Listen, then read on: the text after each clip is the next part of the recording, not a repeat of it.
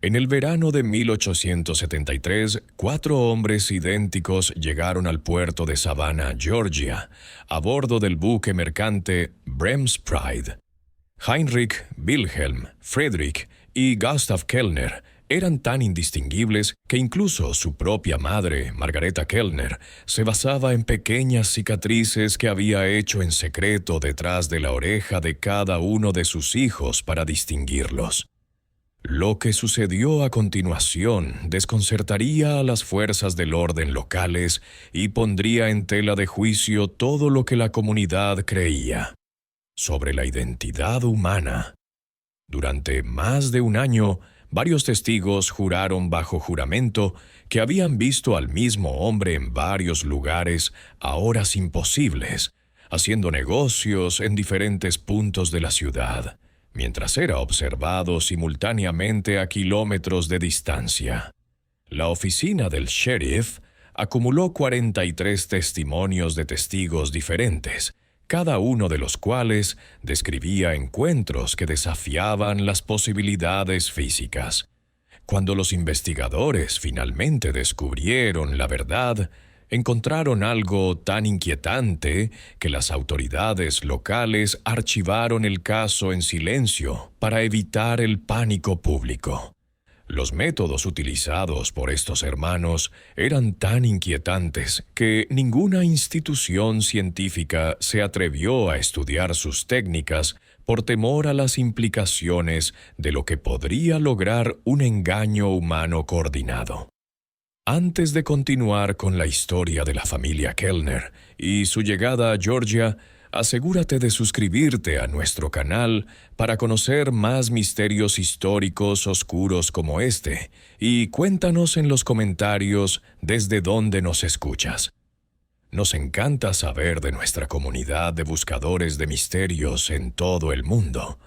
La historia que se desarrolló en Savannah demostraría que a veces los criminales más aterradores son aquellos que te hacen dudar de tus propios ojos. En 1873, Savannah era una ciudad que se reconstruía tras la devastación causada por la marcha de Sherman hacia el mar.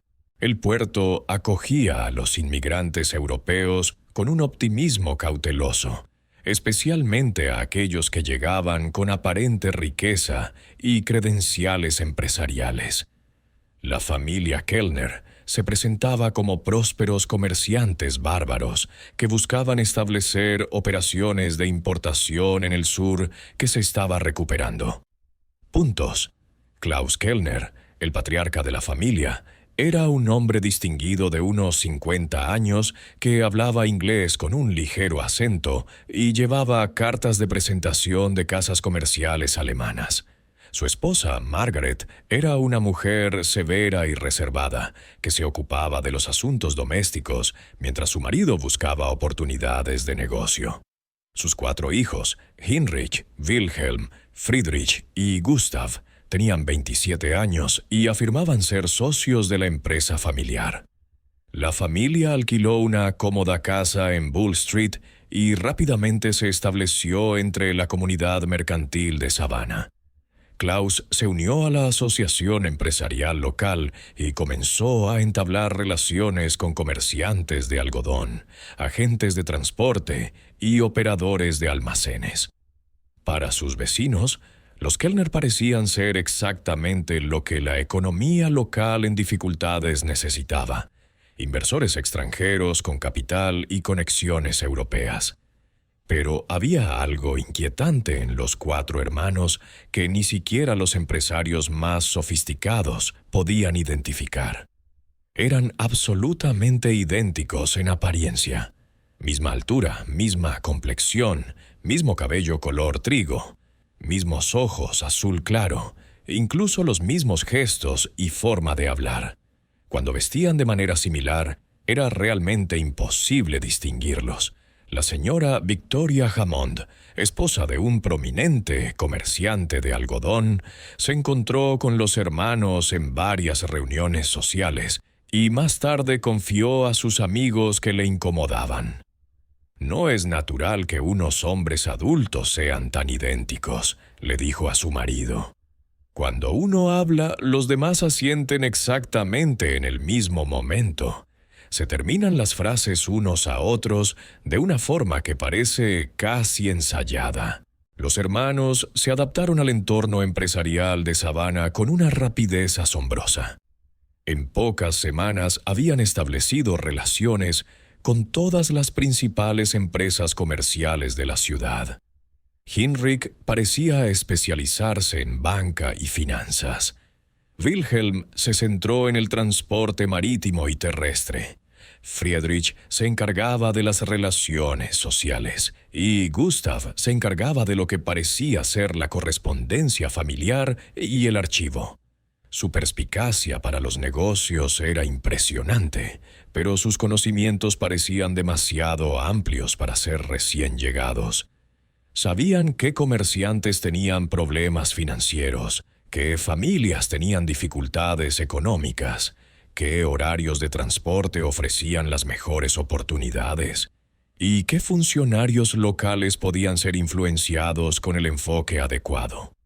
El señor Jonathan Whitfield, un respetado agente de algodón, se dio cuenta de que Seintrich poseía un conocimiento inusualmente detallado de los mercados del algodón y los procedimientos bancarios para alguien que supuestamente era nuevo en el comercio estadounidense. Habla de nuestros negocios locales como si llevara meses estudiándolos, comentó Whitfield a sus socios. O está muy bien informado o está pasando algo extraño. El calor del verano ralentizaba las transacciones comerciales y hacía incómodas las relaciones sociales, creando un ambiente en el que los sucesos inusuales podían atribuirse al calor. En este entorno comenzaron a surgir los primeros informes extraños sobre los hermanos Kellner. El primer incidente verdaderamente inquietante ocurrió el 15 de agosto de 1873 durante una reunión de negocios en la Bolsa del Algodón. Los comerciantes más prominentes de Savannah se habían reunido para discutir las previsiones de cosecha y los preparativos para el envío del algodón de la temporada de otoño. Se suponía que la reunión era privada, limitada a los agentes algodoneros establecidos y sus socios de confianza. Aproximadamente a las 10:00 de la mañana, el señor Samuel Petton se fijó en Heinrich Kellner, que estaba sentado al fondo de la sala tomando notas. A pesar de no figurar en la lista de invitados, Heinrich vestía un traje oscuro y parecía seguir la discusión con gran interés, asintiendo de vez en cuando, como si tuviera un conocimiento profundo de los temas que se estaban tratando. Cuando Petton le preguntó discretamente por la presencia de Heinrich, descubrió algo que le incomodó profundamente. Otros 3 hombres. El banquero Robert Morrison, el comerciante Theodore Farnsworth y el agente marítimo Dr. Edmund Cotter afirmaron haber invitado personalmente a Heinrich tras mantener conversaciones de negocios por la mañana. Pero aquí es donde la situación se vuelve imposible de explicar racionalmente. Cada uno de ellos describió reuniones completamente diferentes, con Heinrich esa mañana, que tuvieron lugar en lugares distintos y a la misma hora. Morrison insistió en que se había reunido con Heinrich en el Planters Bank a las 8:30 a.m. para hablar de préstamos comerciales. Farnsworth afirmó que se había encontrado con Heinrich en la oficina de transporte a las 8:45 a.m. para revisar las pólizas de seguro de carga. El Dr. Cotter informó que se había reunido con Heinrich a las 900 a.m. para discutir oportunidades de inversión en su consulta médica.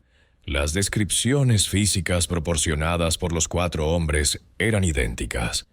Aproximadamente 1,80 de altura, complexión delgada, aspecto cuidado y vestido con el mismo traje de lana oscura a pesar del calor de agosto. Todos señalaron que Heinrich hablaba con un ligero acento alemán y demostraba un conocimiento sofisticado de sus respectivas áreas de negocio. Durante la reunión de la bolsa del algodón, Heinrich se acercó a varios asistentes y entabló conversación con ellos, revelando un conocimiento imposible de sus asuntos privados. Mencionó al banquero Morrison que los últimos envíos de oro habían llegado a salvo, refiriéndose a información que se suponía confidencial. Preguntó al comerciante Farnsworth por una disputa contractual que se había resuelto en negociaciones privadas esa misma mañana. Lo más inquietante fue la conversación de Heinrich con el coronel William Vandenberg, un destacado agente de algodón. Heinrich se le acercó durante un descanso y le dijo: «Coronel, confío en que sus negocios en Charleston vayan bien. Sería una lástima que surgieran complicaciones en empresas tan rentables». El coronel Vandenberg sintió que se le helaba la sangre. Efectivamente, había participado en negocios turbios en Charleston, transacciones que podrían dañar su reputación si se hacían públicas.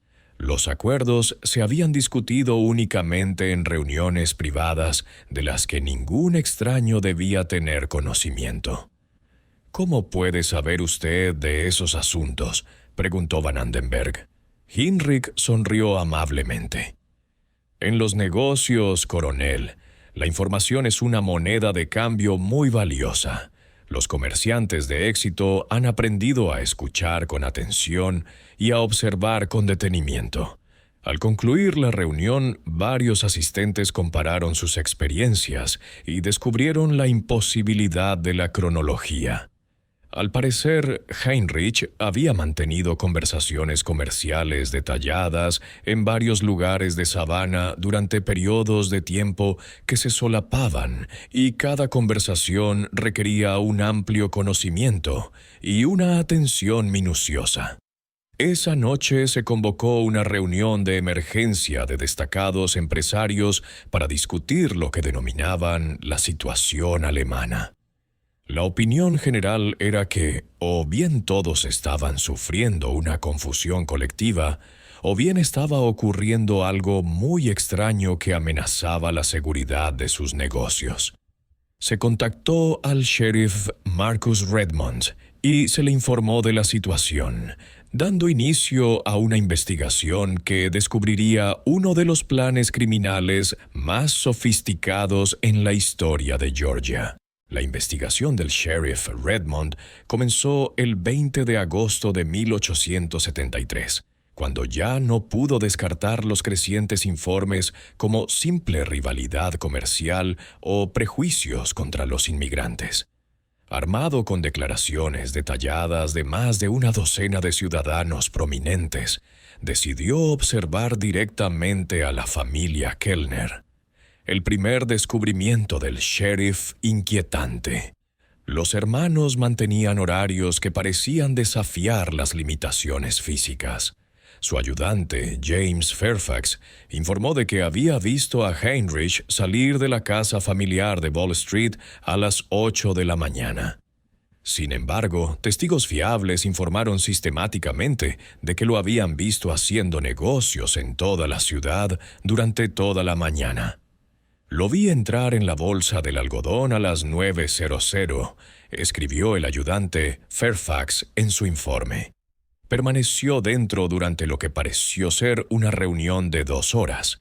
Sin embargo, durante ese mismo periodo de tiempo, recibí informes de fuentes fiables que afirmaban que se encontraba simultáneamente en la oficina de envíos del banco.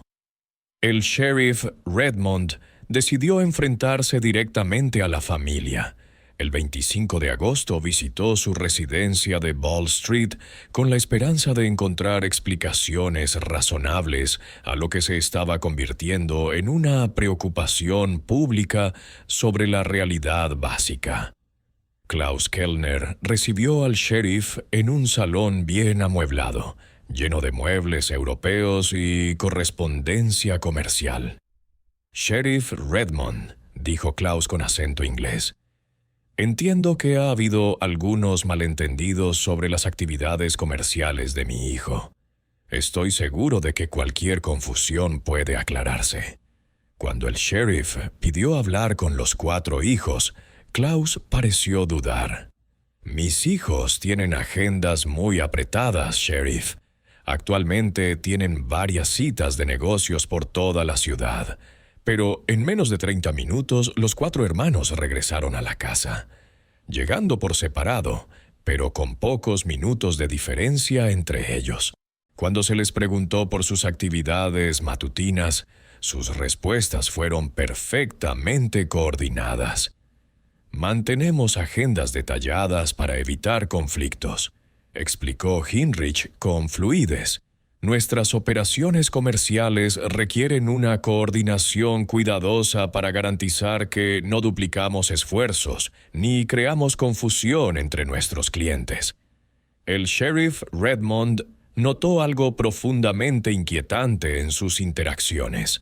Los hermanos se comunicaban mediante señales sutiles, gestos leves, breves contactos visuales y asentimientos apenas perceptibles que parecían transmitir información compleja sin palabras.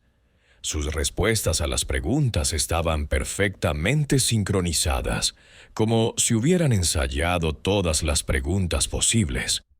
Cuando se les preguntó por reuniones de negocios concretas, cada hermano dio respuestas detalladas que coincidían con las declaraciones de los testigos sobre actividades imposibles de realizar simultáneamente.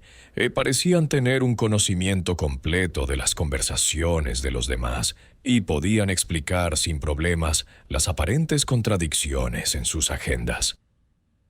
«Señor Heinrich», dijo el sheriff Redmond, «varios testigos fiables le sitúan en la bolsa de algodón esta mañana de 9 a 11.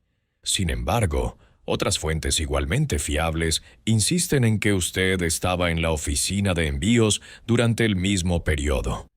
¿Cómo explica esto?» Heinrich respondió con una confianza inquebrantable. «Creo que puede haber una confusión con las fechas, sheriff. Las reuniones de negocios pueden parecer similares cuando la gente las recuerda semanas después, si vuelve a consultar con esos caballeros. Estoy seguro de que comprobará que nuestros horarios coinciden perfectamente». Pero el sheriff Redmond había verificado las fechas y las horas con múltiples fuentes independientes. Los encuentros habían tenido lugar simultáneamente, sin lugar a dudas, pero Heinrich respondía como si tal precisión fuera perfectamente normal. Durante las semanas siguientes, el sheriff Redmond amplió su investigación para incluir la vigilancia de toda la familia. Lo que descubrió reveló un nivel de coordinación que desafiaba su comprensión de la capacidad humana.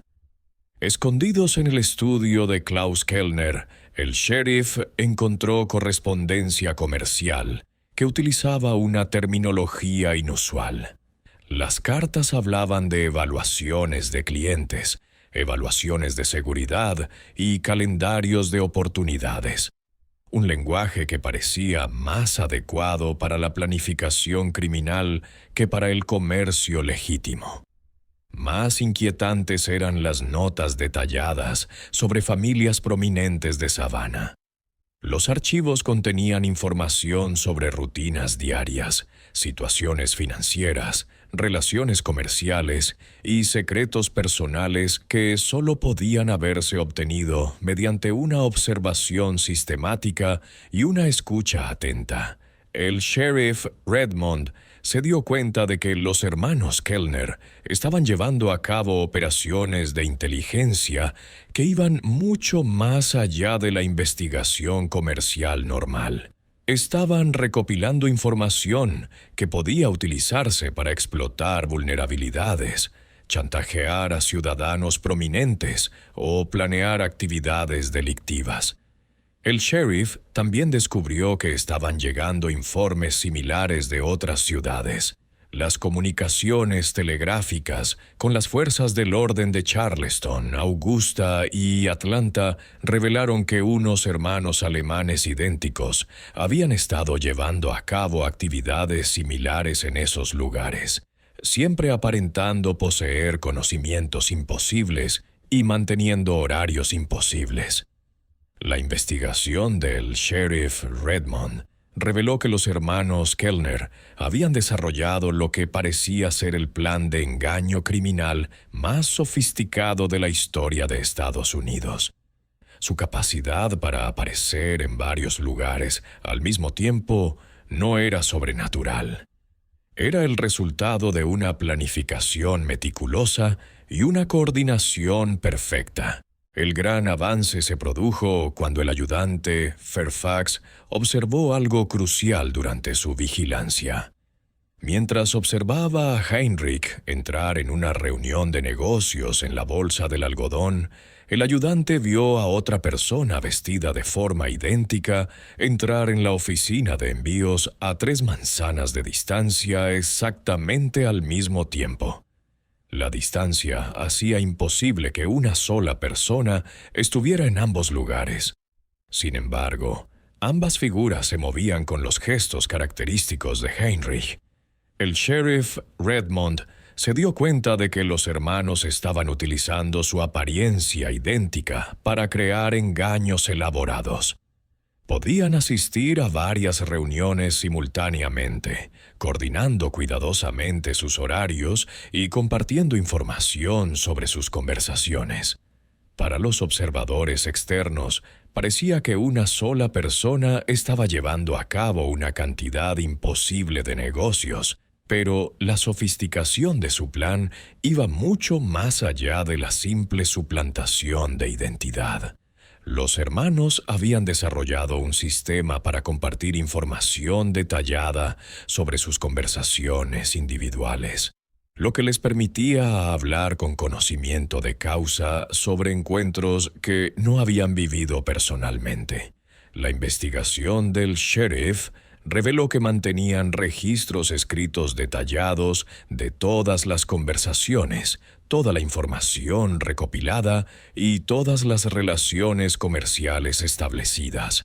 Estos registros se compartían entre los 4 hermanos, creando la ilusión de que cada uno de ellos poseía un conocimiento omnisciente de los negocios y las redes sociales de Savannah. Más inquietante aún era su enfoque sistemático para recopilar información confidencial. Heinrich se centró en la inteligencia bancaria y financiera, informándose sobre préstamos, inversiones y transacciones monetarias. Wilhelm se especializó en transporte y expedición, documentando horarios de carga, operaciones de almacén y patrones de viaje. Friedrich se concentró en la inteligencia social, asistiendo a reuniones donde podía escuchar conversaciones privadas y secretos familiares. Gustav gestionaba su sistema de intercambio de información e identificaba oportunidades para explotarlas. El sheriff Redmond descubrió que los hermanos habían estado reclutando cómplices entre la clase trabajadora de Savannah. Servidores, empleados, trabajadores portuarios y repartidores recibían pequeñas cantidades de dinero a cambio de informar sobre las actividades de sus empleadores, proporcionando a los hermanos información privilegiada sobre los asuntos privados de familias prominentes. La red de inteligencia que habían creado les permitía conocer los acuerdos comerciales antes de que se cerraran, los problemas familiares antes de que se hicieran públicos y las dificultades financieras antes de que se informara a los acreedores. Este conocimiento previo les daba enormes ventajas en sus negociaciones comerciales y en sus relaciones sociales.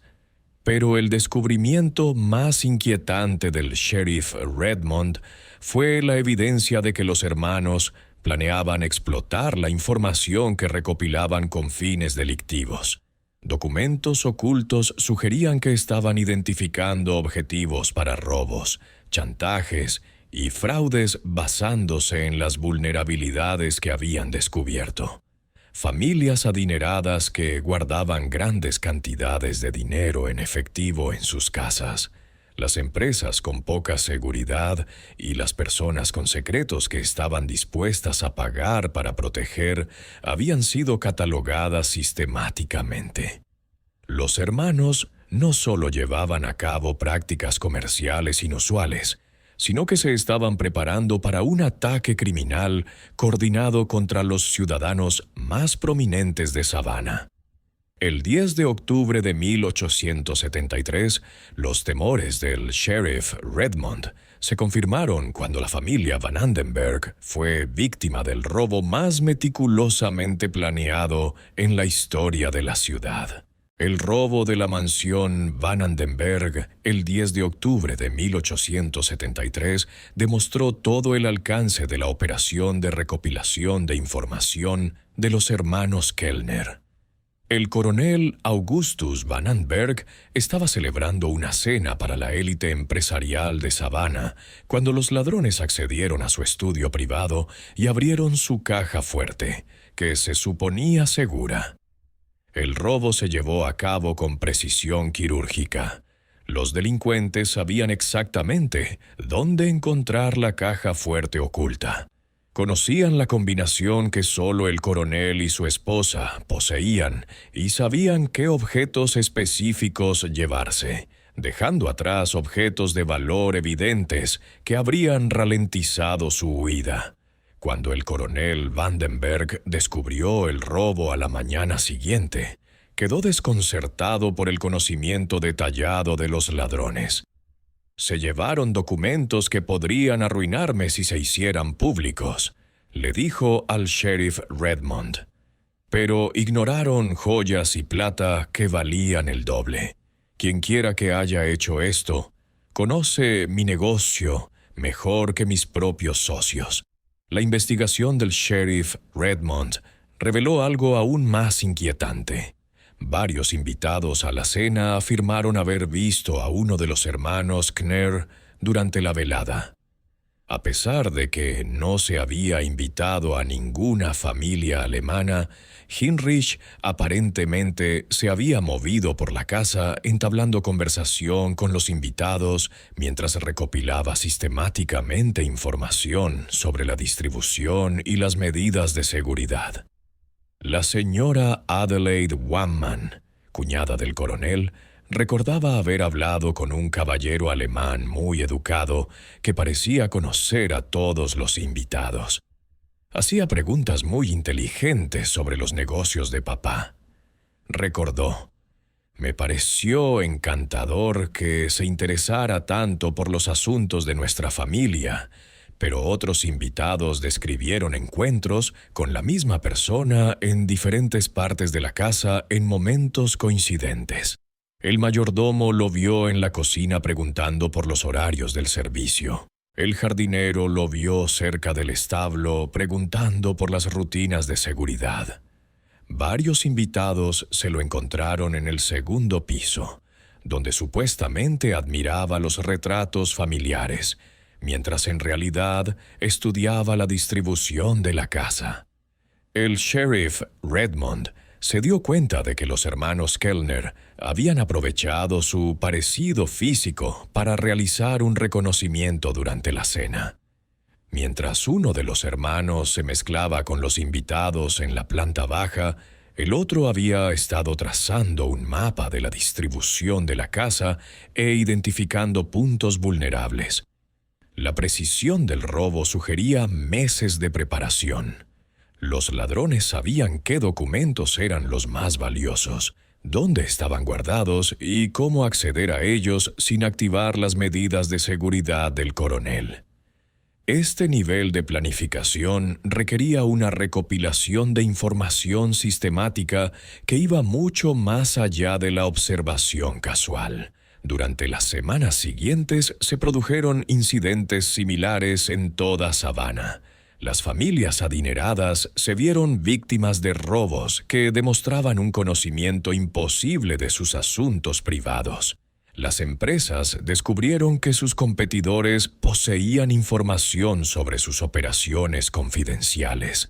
Ciudadanos prominentes recibieron cartas anónimas amenazando con revelar secretos embarazosos a menos que se realizaran pagos. El sheriff Redmond comprendió que los hermanos Kellner habían convertido su red de inteligencia en un arma para la explotación criminal sistemática.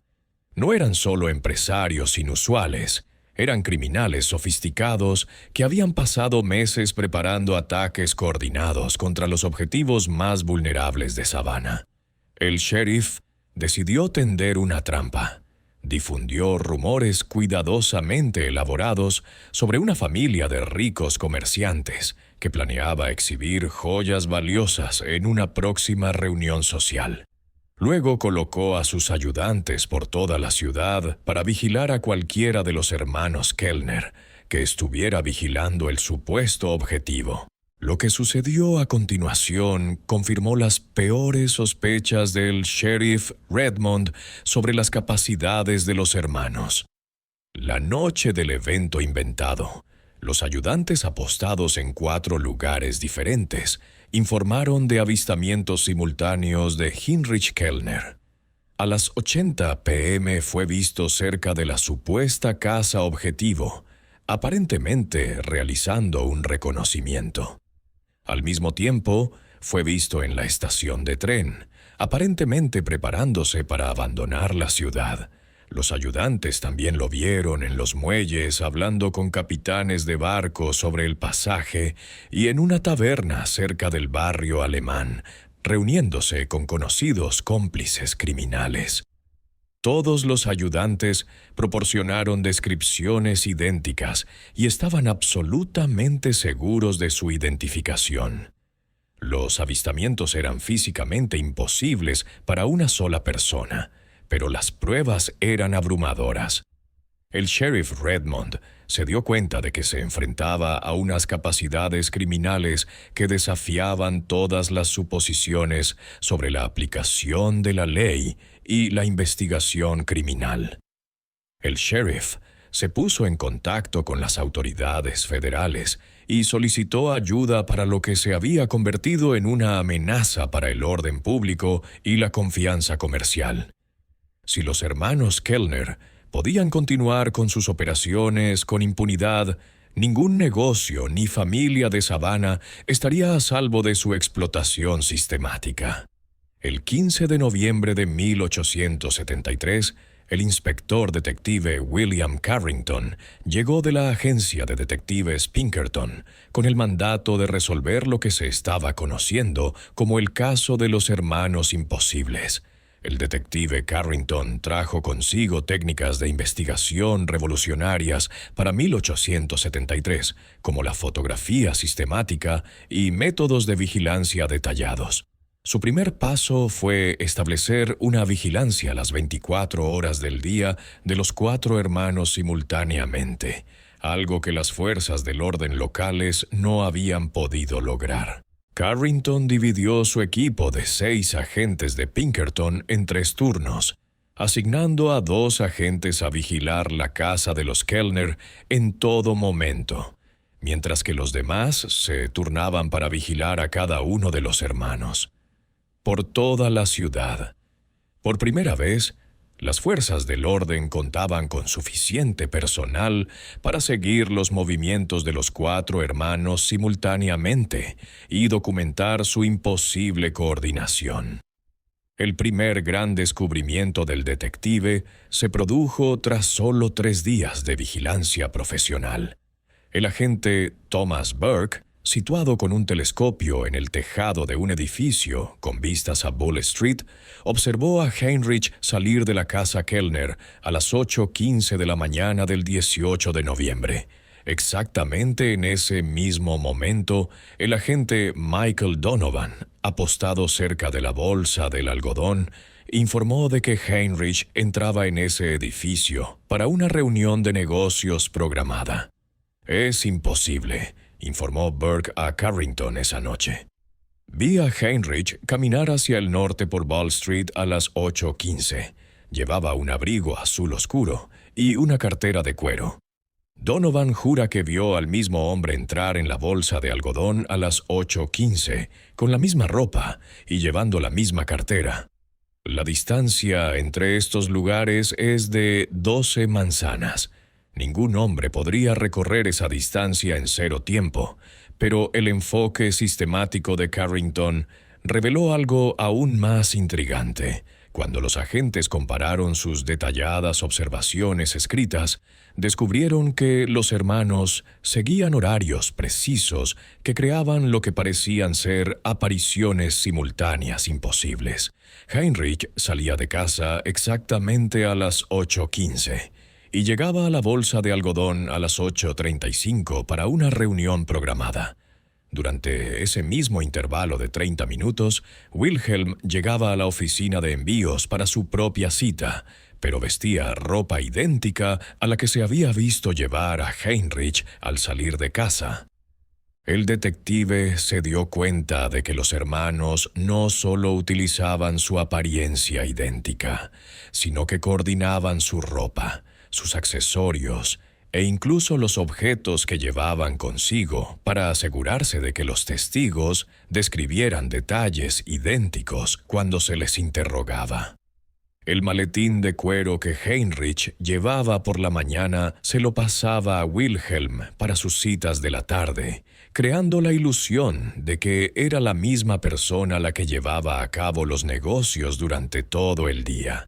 El equipo de Carrington también descubrió que los hermanos habían desarrollado un elaborado sistema de comunicación que les permitía compartir información sobre sus conversaciones individuales casi al instante.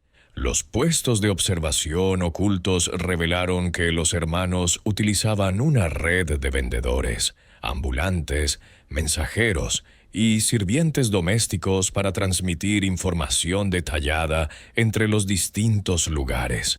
Se observó al joven Timothy Boswell, un mensajero que trabajaba para varios bufetes de abogados, llevando documentos doblados entre las diversas citas de negocios de los hermanos.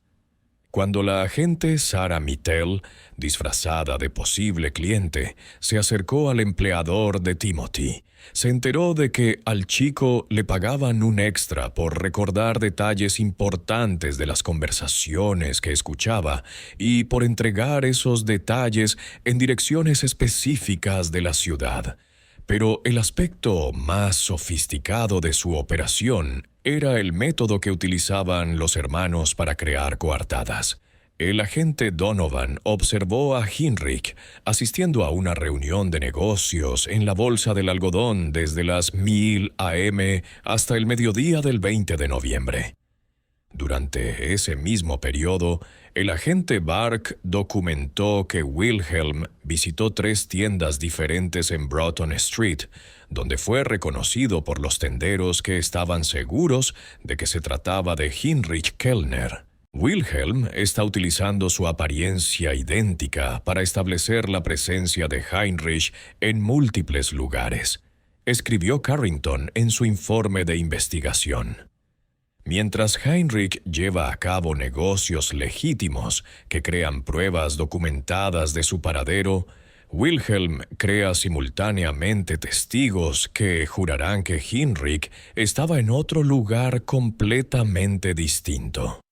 Si Heinrich fuera acusado alguna vez de un delito cometido durante su reunión de negocios documentada, tendría testigos que lo situarían en lugares inocentes durante el mismo periodo de tiempo.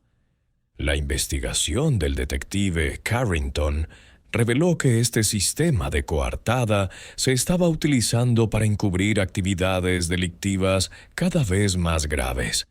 El 22 de noviembre, mientras Heinrich asistía a una reunión pública en la Asociación de Comerciantes, se produjo un robo en la residencia de los Petton, que demostró un conocimiento íntimo de las rutinas de la familia y la ubicación de sus objetos de valor. La señora Evangeline Petton informó de que el ladrón había accedido a su joyero utilizando una llave que encajaba perfectamente, lo que sugería que alguien había observado detalladamente sus hábitos diarios.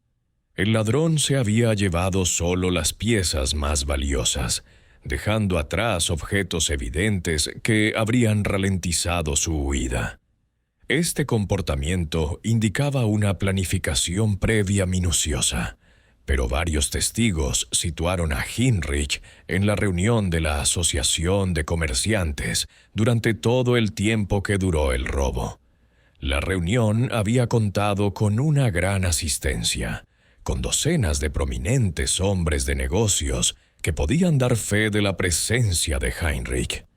La coartada parecía irrefutable, hasta que el detective Carrington se dio cuenta de que Wilhelm, Friedrich o Gustav podrían haber cometido el robo mientras Heinrich va en otro lugar. El detective dio con la clave cuando decidió poner a prueba la coordinación de los hermanos. El 25 de noviembre, Carrington acordó con el sheriff Redmond que visitara la casa de los Kellner a las 2 en punto de la tarde con una orden para interrogar a Heinrich sobre el robo en Piton. Al mismo tiempo, el agente Borg se situó para observar a Heinrich en una reunión de negocios programada en la oficina de envíos. Cuando el sheriff Redmond llegó a la casa de Bull Street, Heinrich estaba allí y se mostró cooperativo, expresando su sorpresa por el robo y proporcionando información detallada sobre su paradero durante el tiempo que éste tuvo lugar. Pero el agente Borg observó simultáneamente a Heinrich en la oficina de envíos, enfrascado en una larga discusión sobre pólizas de seguro de carga, o Heinrich Kellner ha dominado la habilidad de estar en 2 lugares a la vez, informó el sheriff Redmond. O nos enfrentamos a un engaño criminal, a una escala que nunca había visto. El hombre al que interrogué en su casa conocía detalles sobre la reunión de la Asociación de Comerciantes que solo alguien que hubiera asistido podía saber. Pero el agente Borg jura que observó al mismo hombre haciendo negocios al otro lado de la ciudad al mismo tiempo. El detective Carrington se dio cuenta de que los hermanos habían perfeccionado su engaño hasta tal punto que podían mantener sus coartadas incluso bajo el escrutinio directo de las fuerzas del orden. Su sistema de intercambio de información era tan sofisticado que cada hermano podía hablar con convicción de acontecimientos que no había presenciado personalmente, creando la ilusión de que una sola persona estaba llevando a cabo una cantidad imposible de negocios. Pero el detective también comprendió que ese nivel de coordinación requería una comunicación constante y una sincronización precisa que creaban puntos débiles. Si las fuerzas del orden lograban interrumpir su red de comunicación o lo sorprendían durante un cambio de roles, todo el engaño podría desmoronarse. El 1 de diciembre de 1873, el detective Carrington puso en marcha un plan diseñado para obligar a los hermanos a encontrarse en una situación en la que su coordinación se rompería, revelando la verdadera naturaleza de su plan criminal. El plan del detective Carrington era elegantemente sencillo: crear una situación que obligara a los 4 hermanos a estar en lugares específicos al mismo tiempo, haciendo imposible mantener su engaño. El detective colaboró con el sheriff Redmond para coordinar lo que parecían actividades policiales rutinarias, pero que en realidad servirían como una prueba exhaustiva de las capacidades de los hermanos. El 5 de diciembre, el plan se puso en marcha. A las 10 en punto de la mañana, el sheriff Redmond visitó la casa de los Kellner con una orden de registro en busca de objetos robados, exigiendo que todos los miembros de la familia permanecieran presentes durante el registro. Simultáneamente, el inspector federal de bancos Robert Hayes En realidad, del agente Donovan disfrazado llegó al Planters Bank con preguntas urgentes sobre las recientes transacciones financieras de Heinrich que requerían su presencia inmediata. Al mismo tiempo, el inspector de aduanas William Clark, el agente Burke disfrazado, se presentó en la oficina de envíos y exigió a Wilhelm que le proporcionara la documentación sobre los últimos manifiestos de carga, alegando que las autoridades federales habían recibido informes de actividades de contrabando. Mientras tanto, el agente Mittel, haciéndose pasar por un representante legal, llegó al juzgado y exigió el testimonio inmediato de Friedrich sobre una disputa comercial que podría dar lugar a cargos federales si no se presentaba. Las exigencias simultáneas crearon una situación imposible para los hermanos. No podían estar físicamente en 4 lugares diferentes al mismo tiempo. Sin embargo, cada situación requería su presencia personal y no podía delegarse ni posponerse sin despertar serias sospechas.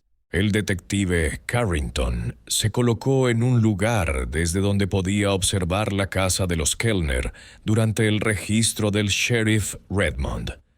Lo que presenció reveló el verdadero alcance de la desesperación y la sofisticación criminal de los hermanos. A las 10:00 en punto, los 4 hermanos estaban efectivamente presentes en la casa cuando llegó el sheriff Redmond. Cooperaron plenamente con el registro, manteniendo sus típicas respuestas coordinadas y sus gestos idénticos. Pero Carrington observó algo crucial.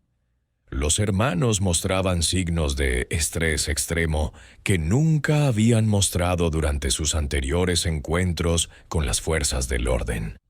Las manos de Heinrich temblaban ligeramente mientras entregaba los documentos solicitados por el sheriff. Wilhelm miraba repetidamente hacia la ventana como si estuviera calculando rutas de escape.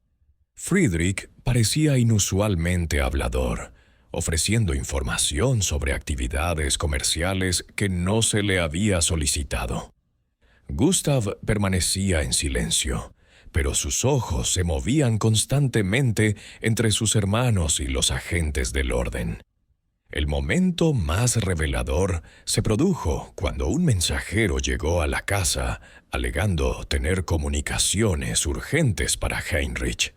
Los hermanos intercambiaron miradas que parecían comunicar información compleja en cuestión de segundos, y Heinrich declaró inmediatamente que tenía que marcharse para acudir a una importante cita de negocios que no podía retrasarse. «Me temo que eso no es posible», respondió con firmeza el sheriff Redmond.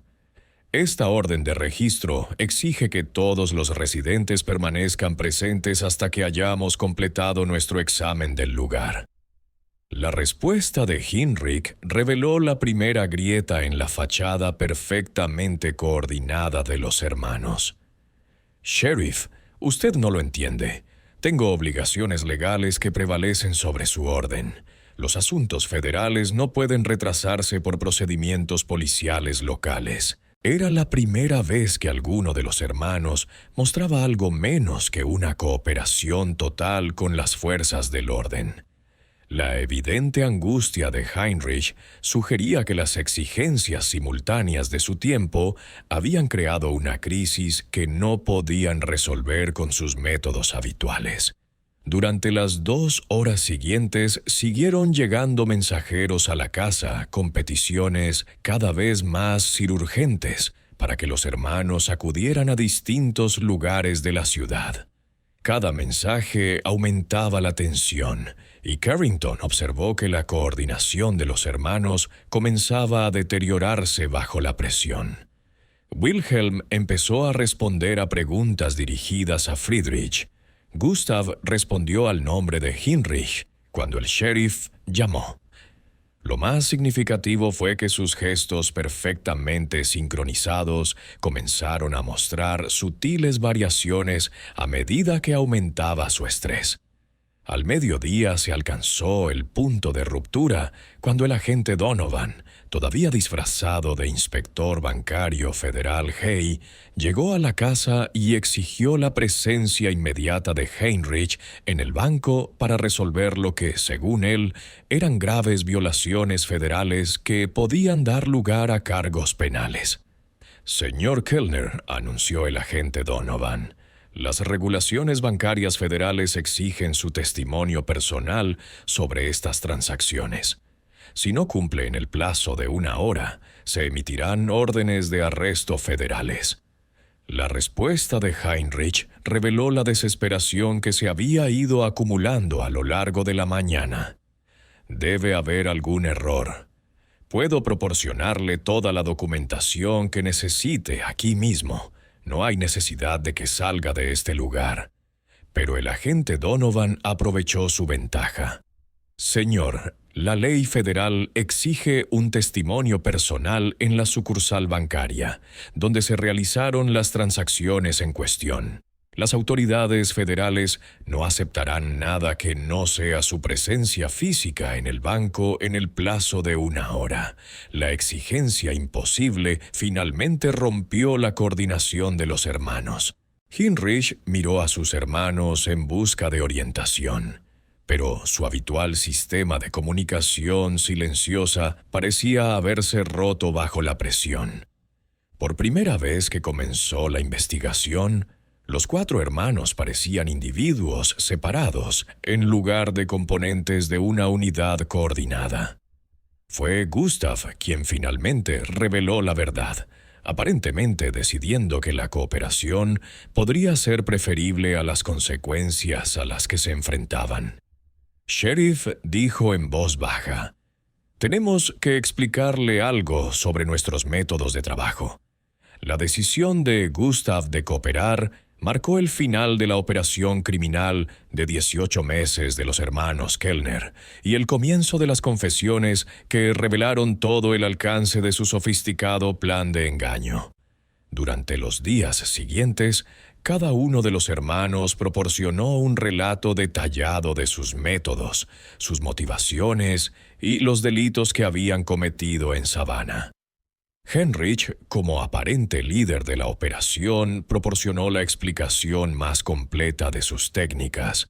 Nos dimos cuenta pronto de que nuestro aspecto idéntico era una ventaja que podíamos aprovechar», declaró al detective Carrington durante el interrogatorio.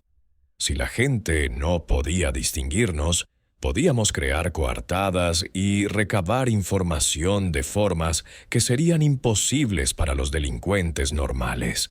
La confesión de Heinrich reveló que los hermanos llevaban más de 2 años planeando su operación en Savannah antes de llegar a la ciudad. Habían estudiado los informes periodísticos sobre la comunidad empresarial local, se habían puesto en contacto con posibles cómplices e incluso habían enviado exploradores avanzados para recabar información preliminar sobre la seguridad y la capacidad de las fuerzas del orden. Elegimos Savannah específicamente porque era lo suficientemente grande como para ofrecer oportunidades sustanciales, pero lo suficientemente pequeña como para poder trazar un mapa sistemático de toda la red social y comercial. Heinrich explicó: «Necesitábamos una comunidad en la que pudiéramos establecernos rápidamente, pero donde las fuerzas del orden carecieran de los recursos necesarios para investigar planes delictivos complejos». La confesión de Wilhelm se centró en los aspectos prácticos de su coordinación. Desarrollamos un sistema de sincronización precisa y de intercambio de información que nos permitía mantener la ilusión de que una sola persona estaba llevando a cabo múltiples actividades, le dijo al sheriff Redmond. Cada conversación, cada dato, cada detalle de nuestras actividades individuales se registraba y se compartía con los demás inmediatamente. Wilhelm reveló que los hermanos llevaban registros escritos detallados de todas sus interacciones con los residentes de Savannah. Estos registros incluían información personal, detalles comerciales, secretos familiares y vulnerabilidades que podían explotarse con fines delictivos. La información era tan completa que cualquier hermano podía hablar con conocimiento de causas sobre relaciones y conversaciones que no había experimentado personalmente. Tratábamos la información como si fuera dinero. Wilhelm explicó: cuanto más sabíamos sobre los asuntos privados de las personas, más podíamos manipularlas para nuestros fines. La gente confiaba en nosotros porque parecía que entendíamos sus negocios mejor que sus propios socios. La confesión de Friedrich reveló los aspectos psicológicos de su operación. Aprendimos a estudiar el comportamiento de las personas, identificar sus debilidades y explotar sus suposiciones sobre la identidad y la memoria, le dijo al detective Carrington. La gente ve lo que espera ver. Si esperaban encontrarse con Heinrich, interpretarían a cualquiera de nosotros como Heinrich, aunque hubiera diferencias sutiles. Friedrich describió las técnicas que habían desarrollado para leer las expresiones faciales, los patrones de voz y el lenguaje corporal, lo que les permitía recopilar información durante conversaciones casuales. Se habían convertido en expertos en hacer preguntas capciosas que animaban a la gente a revelar información privada sin darse cuenta de que estaban siendo manipulados. La mayoría de la gente quiere hablar de sí misma y de sus problemas, explicó Friedrich.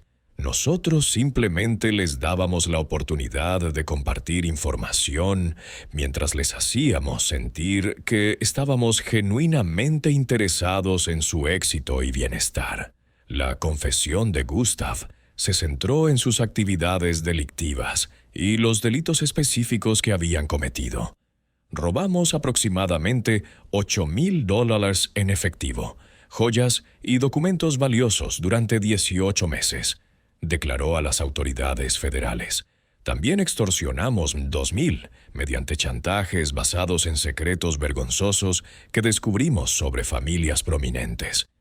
Gustav proporcionó información detallada sobre sus técnicas de robo que se basaban en gran medida en la recopilación de información avanzada.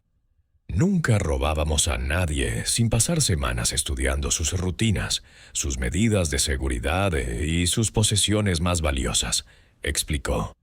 Cuando entrábamos en la casa de alguien, sabíamos exactamente dónde encontrar lo que buscábamos y cómo evitar ser descubiertos. Las confesiones de los hermanos también revelaron que sus actividades delictivas se habían intensificado hacia delitos más graves. Habían estado planeando una serie coordinada de atracos a bancos y posibles secuestros que habrían tenido como objetivo a los hijos de familias adineradas para pedir rescate. Se nos estaban acabando las oportunidades para cometer simples robos y extorsiones, admitió Heinrich. Savannah se estaba familiarizando demasiado con nuestros métodos y necesitábamos botines más grandes para justificar los riesgos que estábamos corriendo. La investigación del detective Carrington reveló que los hermanos se estaban preparando para abandonar Savannah y establecer operaciones similares en Charleston o Atlanta. Ya habían comenzado a crear nuevas identidades y a establecer contactos preliminares en esas ciudades cuando la presión de las fuerzas del orden les obligó a marcharse. El juicio de los hermanos Kellner comenzó en el Tribunal Federal de Savannah el 20 de febrero de 1874. El caso atrajo una gran atención en toda Georgia y sentó precedentes legales para el enjuiciamiento de sofisticados planes de fraude que explotaban la psicología y la percepción humanas. El juez Samuel Morrison presidió el juicio, que duró 6 semanas y contó con el testimonio de más de 60 testigos. La acusación dirigida por el fiscal federal Jonathan Hees se centró en la naturaleza sistemática de los delitos de los hermanos y en su explotación de la confianza pública. Estos acusados no se limitaron a cometer un robo, argumentó el fiscal Hees en su declaración inicial. Llevaron a cabo un ataque coordinado contra los fundamentos básicos de la confianza social y comercial. Sus delitos amenazaron la estructura misma de la cooperación comunitaria que hace posible una sociedad civilizada.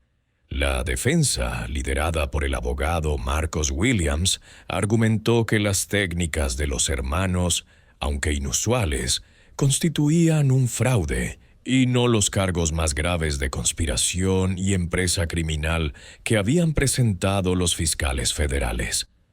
«Mis clientes son culpables de robo y engaño», admitió Williams. «Pero sus métodos, por sofisticados que sean, representan actos delictivos individuales y no el tipo de conspiración organizada que requieren los cargos federales. Sin embargo, las pruebas de la Fiscalía, incluidos los registros y documentos detallados incautados en la casa de los Kellner, demostraron que las actividades de los hermanos constituían la organización criminal más sofisticada jamás documentada en Georgia. Su enfoque sistemático para la recopilación de información, la coordinación de coartadas y la explotación de múltiples víctimas durante un largo periodo de tiempo cumplían claramente los criterios federales para considerar una organización criminal. Heinrich, Wilhelm, Friedrich y Gustav Kellner fueron declarados culpables de todos los cargos tras 2 días de deliberaciones del jurado. El juez Morrison condenó a cada uno de los hermanos a 12 años de prisión, señalando que sus delitos representaban una nueva categoría de sofisticación criminal que requería penas severas para disuadir de cometer delitos similares. Los acusados han demostrado que las suposiciones tradicionales sobre la capacidad criminal ya no son adecuadas, declaró el juez Morrison durante la sentencia. Su explotación sistemática de la psicología y la percepción humanas exige que las fuerzas del orden desarrollen nuevas técnicas de investigación y marcos legales. Los hermanos cumplen sus condenas en centros federales separados, para evitar que coordinen cualquier intento de fuga o continúen su cooperación criminal. Heinrich y Wilhelm fueron puestos en libertad tras cumplir 10 años, con una reducción de 2 años por buen comportamiento y cooperación con las investigaciones en curso. Friedrich cumplió la totalidad de su condena de 12 años, negándose a cooperar más allá de su confesión inicial. Gustav murió en prisión en 1881 de tuberculosis, al parecer sin adaptarse nunca al aislamiento y la disciplina de la cárcel federal. Tras su liberación, Heinrich y Wilhelm desaparecieron de los registros públicos, aparentemente estableciendo nuevas identidades y sin dejar rastro de sus actividades posteriores. Friedrich regresó a Alemania tras su liberación, pero las autoridades alemanas no informaron de ninguna actividad delictiva relacionada con su nombre. El destino posterior de los hermanos sigue siendo desconocido, aunque las fuerzas del orden investigaron ocasionalmente denuncias de planes delictivos similares en los que podrían haber participado. Los bienes robados se recuperaron parcialmente gracias a la cooperación de los hermanos y a la investigación del detective Carrington sobre sus redes financieras. Se devolvieron a las víctimas aproximadamente $5,000 en efectivo y joyas. Aunque muchas familias nunca recuperaron completamente sus pérdidas, los hermanos habían convertido gran parte de la riqueza robada en oro y divisas que ocultaron en lugares que se negaron a revelar. Las técnicas de investigación y los métodos de documentación del detective Carrington se convirtieron en prácticas habituales en casos penales complejos en todo el sureste. Su enfoque detallado de la vigilancia, los interrogatorios de testigos y el análisis de pruebas influyó en las prácticas policiales durante décadas y le valió la reputación de ser uno de los investigadores más competentes de Estados Unidos. El caso Kellner también dio lugar a una mejor cooperación entre las fuerzas del orden locales y federales. La sofisticación de los delitos de los hermanos demostró que los límites jurisdiccionales tradicionales eran inadecuados para hacer frente a delincuentes que operaban en múltiples comunidades y explotaban las deficiencias en la comunicación entre los diferentes organismos. El sheriff Redmond siguió investigando denuncias similares durante el resto de su carrera, pero nunca se encontró con otro plan criminal que igualara la coordinación y la sofisticación de los Kellner. El caso se convirtió en un punto de referencia para evaluar otras actividades delictivas inusuales y siguió formando parte activa de la formación de las fuerzas del orden durante décadas. La casa de Ball Street, donde había vivido la familia, fue finalmente vendida a una respetable familia de comerciantes, pero conservó entre los lugareños la reputación de ser un lugar donde habían ocurrido acontecimientos inusuales y perturbadores. Las historias sobre los misteriosos hermanos alemanes pasaron a formar parte del folclore de Savannah, aunque los detalles específicos se mantuvieron en secreto para proteger la privacidad de sus víctimas. Este caso demuestra que los delincuentes más peligrosos son a menudo los que parecen más dignos de confianza y respetables. Los hermanos Kellner utilizaron su apariencia idéntica y sus aparentes credenciales empresariales para acceder a información y oportunidades que habrían sido imposibles de obtener para delincuentes evidentes. Su enfoque sistemático del engaño muestra cómo la psicología humana y los prejuicios sociales pueden ser explotados por delincuentes decididos y dispuestos a invertir tiempo y esfuerzo en planes sofisticados. ¿Qué opinas de esta historia? ¿Podrían llevarse a cabo con éxito engaños tan elaborados en la actualidad? ¿O las técnicas de investigación modernas harían imposibles este tipo de delitos? Deja tu comentario a continuación y comparte tus teorías sobre este caso. Si te ha gustado este misterio histórico, suscríbete, pulsa la campana de notificaciones y compártelo con alguien a quien le gusten las historias de crímenes reales. A veces las verdades más inquietantes son aquellas que nos muestran lo fácil que es dejarnos engañar por las apariencias.